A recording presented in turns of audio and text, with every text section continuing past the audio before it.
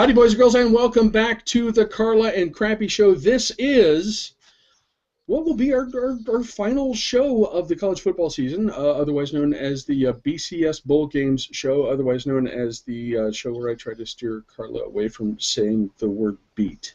Carla, how you doing? I'm good. How are you? That was well done. Well done. Thank you. I wanted to make a subtle reference, and those who watch regularly will understand, and those who don't, too bad. Sorry, that's you got to watch every week. I am obviously decked out in all kinds of shit. I have you know Claire, correct? I do. Okay, this was made for me by Claire several years ago. I take care with this. I wear it generally only during our tailgate toasts. I don't actually wear it to the games because as I've told her, this hat needs to last me for the rest of my life. But I'm wearing all my stuff. I'm wearing number 8 jersey. You can see there in hopes that Noah Spence will be able to join Ohio State in Miami before the end of the week. I'm feeling a little angsty about the Orange Bowl for reasons that I will explain later. But obviously we have several bowl games to go through. And we went ahead and included the Cotton Bowl in this because I am old enough to remember when the Cotton Bowl was a major bowl game. And Carla, you are old enough to remember when the Cotton Bowl was played in the Cotton Bowl, as opposed to now. Cowboy Stadium. Played in the Jerry Dome. But fortunately, the Rose Bowl is still played in the actual Rose Bowl. And that's a good place for us to start because that's going to be one of the better games of the games that we're going to talk about. Of course, we have Michigan State Big Ten champions, number 4 in the BCS, facing number 5 Stanford, who is a 6.5-point favorite in the Rose Bowl. Let's jump in. Carla, what do you think? I totally agree with what you just said about it being one of the better games. This was actually probably the hardest game for me to even come up with a winner in. I think they're two very evenly matched teams. I think Michigan State is in the Rose Bowl for the first time since, 87? Mm-hmm. And we've mentioned this multiple times during the season. This has been their goal. This is what they wanted. They wanted to be in the Rose Bowl. They've been playing for this all season, and now they're here. But they're here without one of their best linebackers, who was suspended for reasons unbeknownst to the rest of mankind. I know. It's a huge blow. It really is. And you have to wonder how that's going to affect them. On the other hand, you have a Stanford team who was just here last year, with a young quarterback who was just here last year, but with an offense that can occasionally be inconsistent. We saw that against USC and Utah during their 2 losses, that they just kind of, didn't feel like playing that day. So this could be, I expect this to be a very close game. I expect this to be a nail-biter down to the 4th quarter. I think it's going to be one of the better games of the entire bowl week, or whatever they're calling it these days. It's the most wonderful week of the year. Okay. Yeah, that was good. Thank you. That's all. That's all the singing you're going to get to hear me do in public. Right there. That's it. So picking this game, the Big Ten loyalist in me has to root for the Spartans in this game, just because we've had this conversation over multiple years that once it's bowl season, it's go Big Ten. So my heart is rooting for Michigan State to win this game. My gut says Stanford wins, okay. but go Sparty. I would like to see Michigan State win this. I am going to enjoy this game in particular because this is going to be the most Big Ten game of the games that we're going to talk about. In that it's going to be. There's going to be solid defense on both sides. It's going to be a brutal game. It's going to be physical, even without Bullock playing. The 2 exceptional defenses, and I think my obviously my mind has been changed about Michigan State a little bit after watching in close detail and in a couple different. Through a couple different sittings, the Big Ten championship game. Michigan State's defense is what we believed it was to be. Michigan State's offense is vastly improved over the seasons since they played Notre Dame. that was kind of that's sort of the question mark with Michigan State. You've got the early game against Notre Dame. You have the Big Ten championship game. And then there isn't a whole lot in between where you can make a solid judgment about exactly how good they were. And in that period of time, their offense got better. Granted, Ohio State's defense was shaky to close the season. I think the Spartans were improved enough. I think Stanford has shown some signs of inconsistency. This is all that Michigan State has played for all season long, and I see them winning a tight game in the Rose Bowl against Stanford and the Tree. Next up, as we go through our chronological order of games, we have the Fiesta Bowl, also on January 1st. We're also going to call this the Goon Squad Sarah Bowl in honor of UCF playing Baylor in a BCS game. Baylor is his 16.5-point favorite. Jesus, Sarah, I'm really sorry about this. Carla, Yeah. what do you think? Yeah, sorry, Sarah. This one I will admit, and most of the previews that I've seen for this game have mentioned this. This is probably the most appealing quarterback matchup. Yep. Between Blake Bortles and Bryce Petty. Bortles appears to be the real deal. Although against what competition, and that's the argument that you make out of whoever wins the American, other than Louisville. Right. You know, and Louisville showed us that they were a good team. UCF beat Louisville. Yep. So, you know, maybe we're underestimating UCF, but I don't know. I really don't think so. They're both in their first BCS game, which is exciting for both fan bases, but I don't see this one being close at all. I'm sorry, Sarah. I think Baylor wins this in a runaway. What I kind of wonder about here is the possibility of watching, the next quarterbacks of Cleveland Browns. That may be for me personally. That may be the most interesting thing. Sarah, I'm really sorry. UCF had a decent season in a conference that's pretty shaky. Baylor had a decent season in a conference that's pretty good. I think the 16.5-point spread is pretty much right on the money. I look for a big win for the Baylor Bears for this one. Next, we move to January 2nd, down in New Orleans, where we have the Sugar Bowl. Number 11 Oklahoma versus number 3, and probably still the best team in the country, Alabama, which is favored by 15.5 points. Carla? It could have been worse, Sarah. You could have been in the Sugar Bowl against Alabama. Oh, God, no. They might stand a little bit of a chance against Baylor, but yeah, this game, other than the fact that it's two big name teams, that will be fun. Yeah. It could be a very confusing game to watch with all the red on the field. Sure. Similar color red, too. It's sort of the dark maroon sort of thing. Yeah. Yeah, it'll be interesting to see how that plays out on TV, even just being able to look at those from a distance, because even their helmets are even very similar. So you have to hope that maybe there's some sort of difference. I don't know. Oklahoma's been inconsistent, I guess you could say. That's a nice play word for it. Yeah. They won their game. They won Bedlam with quarterbacking by committee, and they're playing Alabama. I don't see how quarterback by committee is going to work against a defense like Alabama. I just don't see that happening. Like you said, you've got to believe that Alabama, if they aren't the best team in the country, which I guess you can't say that they are because they lost the fluke to Auburn.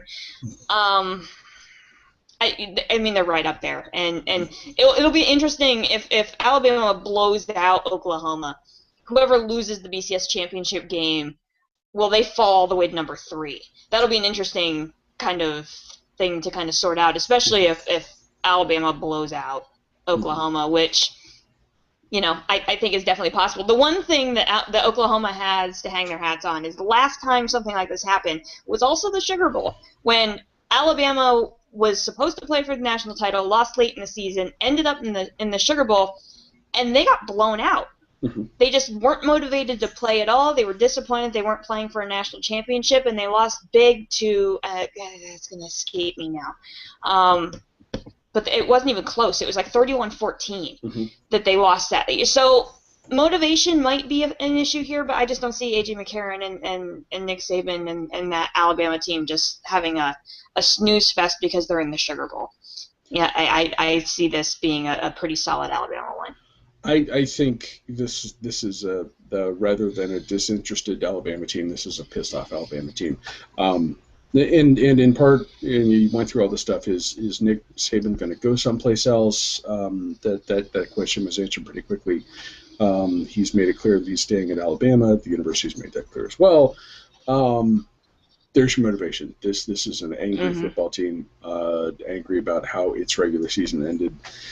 And Oklahoma's not a bad team, and they don't play in a bad conference, but Alabama is head and shoulders above anything that Oklahoma has seen this season. Yeah. And as was the case with the Fiesta Bowl, I see this as the point spread being pretty close. I think Alabama wins this one pretty big. We move to Friday, January 3rd. We move to at the 7:30 start time. Our game on the list that is not a BCS game, but was at one time a major bowl game. And maybe Jerry Jones will do his best to make sure this is a major bowl game again in the future. Number 13, Oklahoma State versus number 8, Missouri in the Cotton Bowl. Not in the Cotton Bowl, but Missouri's a 1.5 point favorite. Right. What do you see here? I love the fact that this is like 2 years removed from being a Big 12 conference game. That's what I have. I think that matchup written in my notes. Adds so much intrigue. Yes. To this game. Yes. I stole your notes. I'm sorry. No, it's fine. But sorry, but Oklahoma State is the other Oklahoma team that has an offense that is quarterbacked by committee. Yeah. Oklahoma, what did you do this year? I don't understand. And it showed in their loss against Oklahoma at the end of the season. Had they won Bedlam, they would have been in the Fiesta Bowl. Yep. That's all they had to do was beat Oklahoma, and they couldn't do it. Missouri, I fully admit that I wasn't totally on their bandwagon until late in the season when they really kind of proved that they were capable of beating good teams. Yes. And they held their own in the SEC title game. I mean, that game was close until late in the fourth quarter when I think Missouri just kind of ran out of steam. They just didn't have enough speed and enough just everything to keep up with that Auburn offense. I think what's going to be the key, this is the one game that I took a couple notes on, that I think the one key to this game is going to be Missouri's run game, because Oklahoma does have a pretty decent secondary. And so if Henry Josie can get going at running back, I think Missouri wins this game. But I think getting him going early in the game is going to be the key to victory for Missouri. But yeah, the Missouri fans are thrilled over the season. They're going to have the momentum in the stadium, you have to believe. So I'm going to go Missouri. Yeah. I'm going to agree. James Franklin, I mean, you got to see during the season that he's the real deal, because you got to see the effect that it had on the Tigers, the games that he played versus the games he had to sit out because he was injured. I do think Missouri's a real deal, and I love that you mentioned that this is like a Big 12 championship game, because that was the one paltry note that I took for this. The one thing I never reminded myself to say, and that makes sense to me. This still feels like Missouri. Yeah, and I'm not certain that Missouri belongs where they are right now. They're more of a Big 12 team. And I think this is a good chance to see how that goes. I like Missouri in this game. Probably a tight game, but I think the Tigers have enough to beat Oklahoma State and all 12 of its quarterbacks.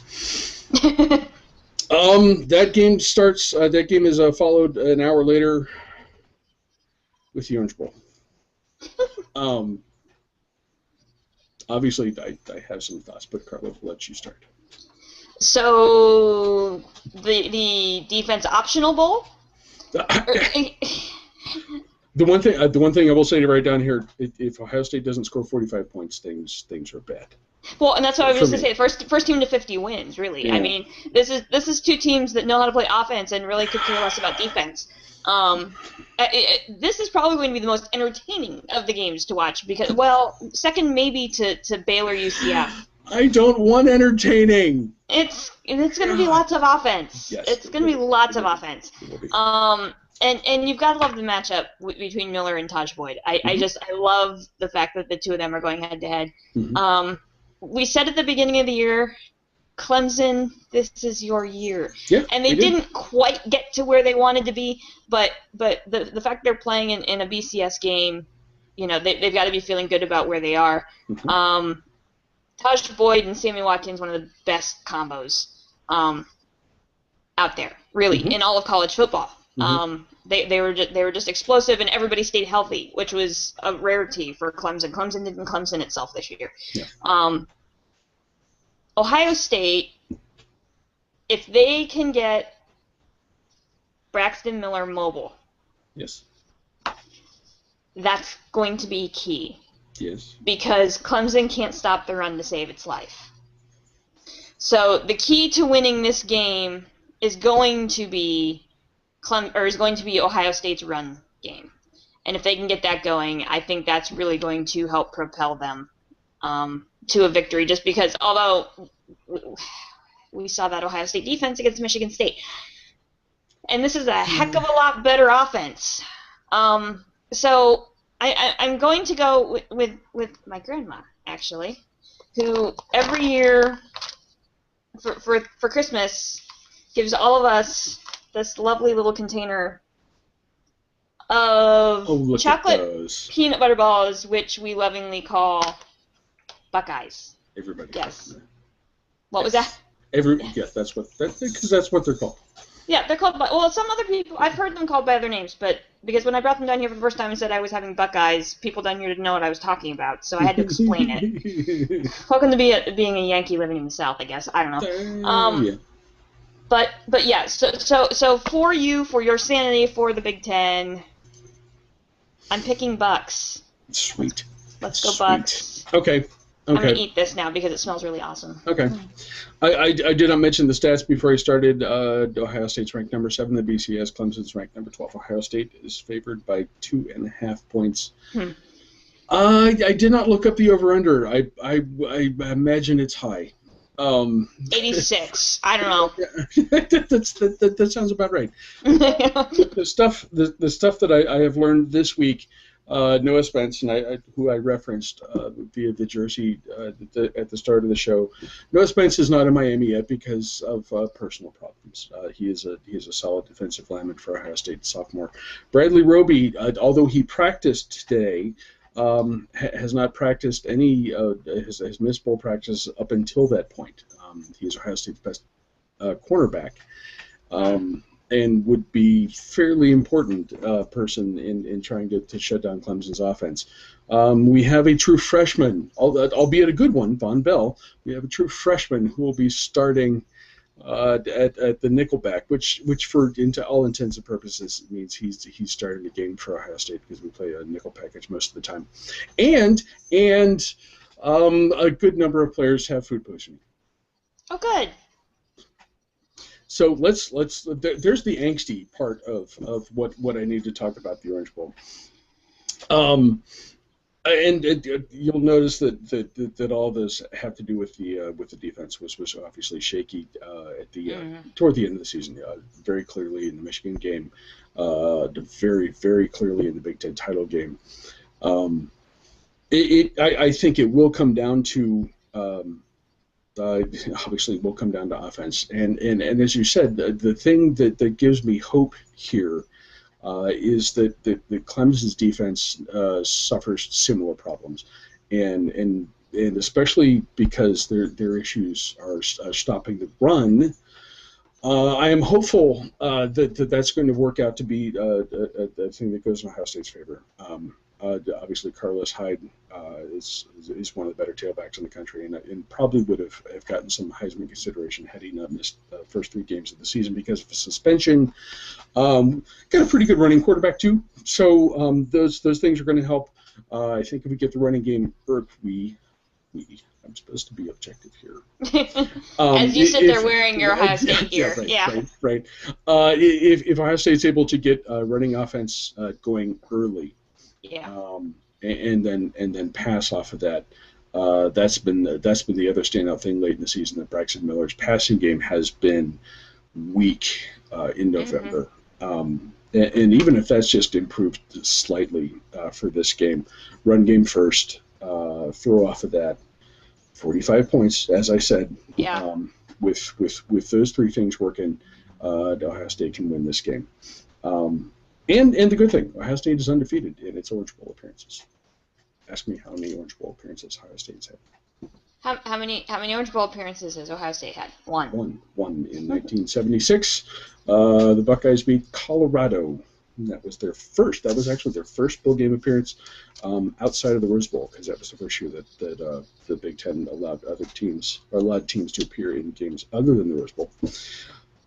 And then, of course, we return to the Rose Bowl on January 6th. On Monday night, we have Florida State number 1, Auburn number 2. Florida State is an 8.5-point favorite. We have a team that has been dominating all year versus what appears to be the team of destiny for this season. Carla, what do you think? Yeah, I went back and forth on this one quite a bit, because you have a team in Florida State that's been, has pretty much blown everybody out, and a Heisman Trophy winner. I can't talk tonight to save my life. Under center, but lest we forget, he's a freshman. And this is, he's played on big stages this year, but this is massive. And we saw during the Heisman Trophy presentation that he appears to handle pressure well. That was a very, very pressure-filled situation after everything that happened with the accusations and being put under the scope like that. And he handled it like a pro. So you have to believe that he has that composure within him, but this is an entirely different ballgame than anything he's been used to. Auburn had an SEC schedule, and we hate to talk about this, but their schedule was brutal, and they won the games that they needed to win, and like you said, everything seems to be just kind of falling into place. The one thing that kind of finally made the difference for me was Florida State has the number 1 statistically rated defense in the country. And when you have an offense as explosive as Florida State's and the top defense in the country, offense is great, but yes, I'm going to rely back on that old cliche, defense wins championships. And that's why I'm leaning Florida State, because everything else kind of points to Auburn winning this game, because normally the team that has the Heisman Trophy winner, for whatever reason, seems to struggle when they're on this stage. Yep. And so my initial gut was Auburn. I love Gus Malzahn, my years covering high school. Gus Malzahn's a high school guy. He earned his way up to this job. I wish that there was a way for both of them to win the national title, because I love what Gus Malzahn has been able to do in just one season. We forget that. This is his first year as a head coach at Auburn. Yeah. Which is just truly remarkable. So, if they don't win it this year, Nick Marshall, if he doesn't go pro this year, he'll be back next. He's just a junior. You've got to believe they're going to be right up there again next year. So, I think this year the defense is going to give Florida State the win in this game. But I think it's going to be very entertaining. Especially with just kind of the differences in the styles, the way these two teams play. What you said about the defense, I think, is the key. Winston does not behave like a freshman, No. and that's been impressive. He has not behaved that way all season. And I think what works in Florida State's favor is that he doesn't have to be the one to win the game, as far as I'm concerned. Florida State's defense has been so good. Can they shut down Auburn entirely? Probably not. Auburn has consistently found a way to win, to score against some of the best defenses in the country. But in this instance, I think that's enough. A few key plays by Florida State's offense and solid play, consistent play from the Seminoles defense, as they have done all year. That's going to be what wins them the national championship game on January 6th. And that is the football season. Carla, thank you for doing these through the whole season. It's been a great deal of fun, and maybe we can come back and talk about basketball at some point. Yeah, that would be good. It's hard to believe. I feel like we just spent like how many hours did we spend at the beginning of the season shooting conference preview stuff? And it just feels like that was yesterday, and all of a sudden it's like, hi, national championship game, and like, next week at this time we'll be on our way to a national champion, and it's just kind of crazy. Actually, at 11 p.m. next Monday, we'll probably be at halftime. So true. We'll still have a ways. Guys, I want to thank you for joining us throughout the season as well. We've had a great deal of fun. I want to thank the guys from the Athlon Cover 2 podcast for joining us once again. They gave us a very nice plug, and I understand we're not too rough on Carla for the thing she said in our last show. I have not lived that down. You will never. They have just every time. Yeah, it's been brutal, but I did it to myself. Maybe they were rough on Carla for that. It's okay. It's okay. Carla, enjoy New Year's Day and the games that follow. This truly is the best week of the year outside of the Michigan game week. I know I will be planted on the couch on Wednesday afternoon and disgusting food, nothing but college football all day long. Yes, I was being very sentimental. We're shooting this on Monday night, and the Alamo Bowl was on, and I've been to the Alamo Dome, obviously, because, working where I did, I got to do the Army All-American game, and so being on the sidelines there and seeing all that, I was like, I love bowl season. It's just, you look at it and you're like, I remember that, and I remember that, and I remember that entrance, and, and it's just, yeah, bowl season is something special, and it's going to be a fun week. We are going to have an outstanding week and outstanding weekend, and maybe even Ohio State can pull out a win on Friday. That would be okay with me. Guys, thank you once again for joining us all season long. Carla, thank you once again.